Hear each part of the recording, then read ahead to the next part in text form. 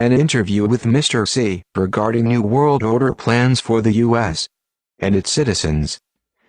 Mr. C is a former inspector for the Joint Chiefs of Staff and the Department of Defense, with 31 years of federal service in the military, 9 with the Department of Defense, including 2 years with the Air Staff. He's a holder of the Bronze Star, the Purple Heart, the Defense Meritorious Service Medal, 3 awards of the Joint Service Medal. He is now speaking out to warn the American people.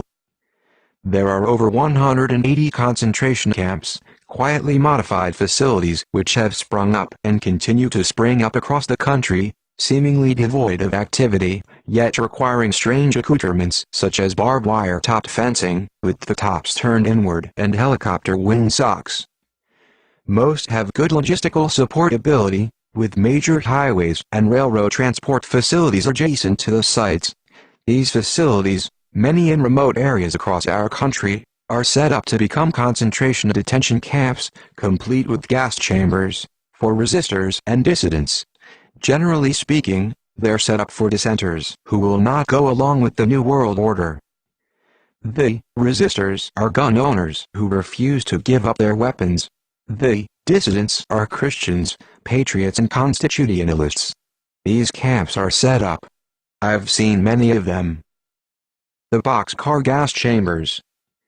The boxcar gas chamber building fence is marked with special red-blue zone signs. This corresponds to the mission of the red-blue lists under martial law. This will become a death camp. They're only going to handle Category 1 and 2, red and blue, people there. This boxcar facility will be used for execution. One of the barns is large enough to put 4 boxcars into. There are powered vents on the top of the barn to vent the gas out of the building after the boxcars have been fumigated. All of the buildings have newly installed 6-inch gas pipes and furnaces installed in all railroad barns. FEMA has allocated $6 million to make the walls and roofs of the buildings airtight. Under martial law, this facility could be immediately used as an SS-style termination gas chamber. On January 27, 1995, the Indianapolis News ran an article titled, "Amtrak Lays Off 212 at Beech Grove, 170 Lose Jobs at Maintenance Center Today. Why perform $6 million worth of renovations, and then lay off 212 people?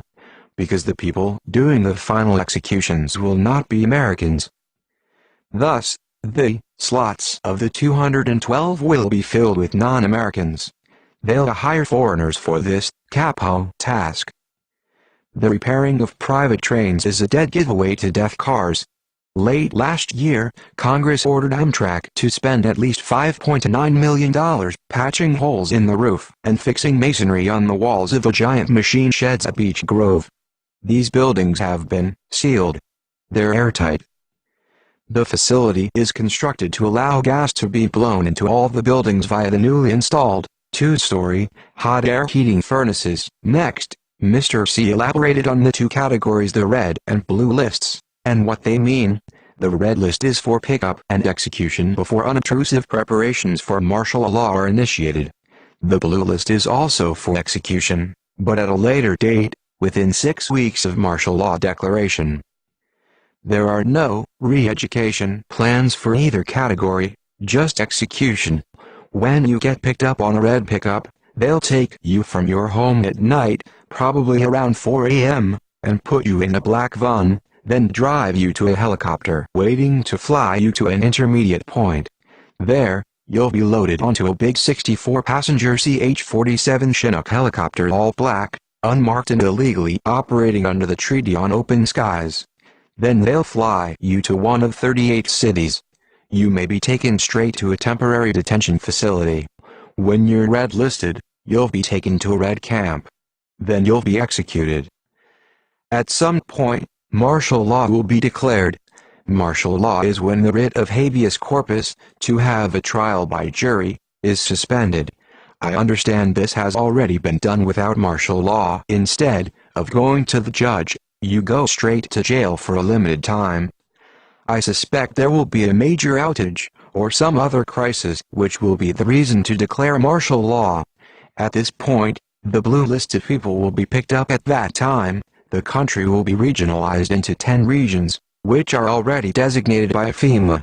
Be advised that it has been proven that the black choppers have state-of-the-art radio, RF, frequency wideband jammers, and can jam cell phones and CBS while they're executing black operations missions, i.e., in your area. This means that your cell phone could be jammed just before and or during any action against you. In June, an FBI agent got hold of the Region 3 blue list from a CIA agent and found his own name on it, and those of several others he knew in Virginia.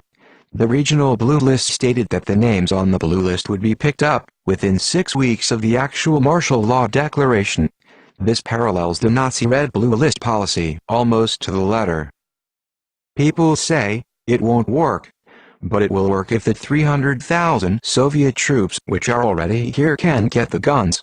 The name of the game is to blackball the people to get the guns, make the militia look bad, make guns look bad, make everybody give up their guns. Once they get your gun, they've got you, unless you have the angel of the Lord at your door. If you have the angel of the Lord out there protecting you, it's another story.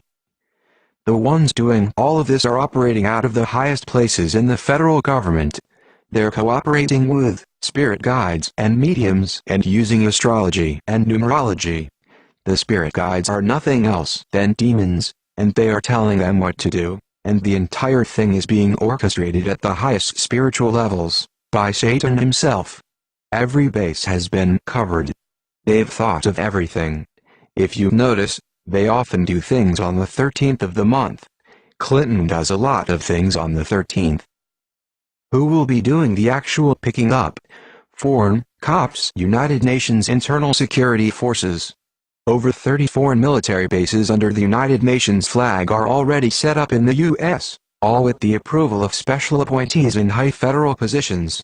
These bases are already manned with over 1 million troops from Russia, Poland, Germany, Belgium, Turkey, Great Britain, Nicaragua, and Asian countries.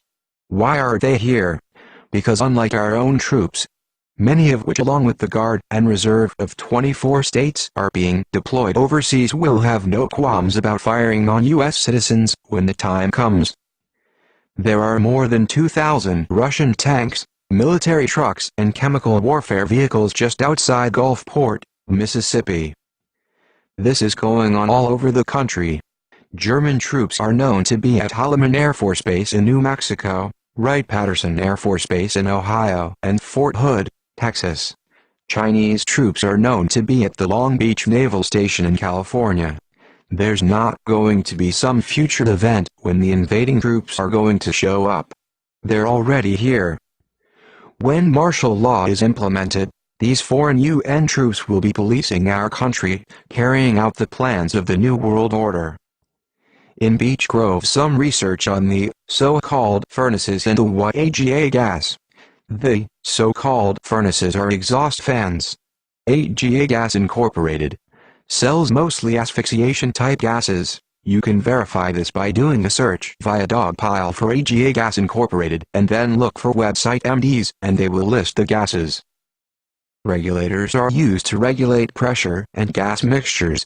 It seems that this is indeed a death camp for those on the red and blue list. It can process 26,000 people every 24 hours.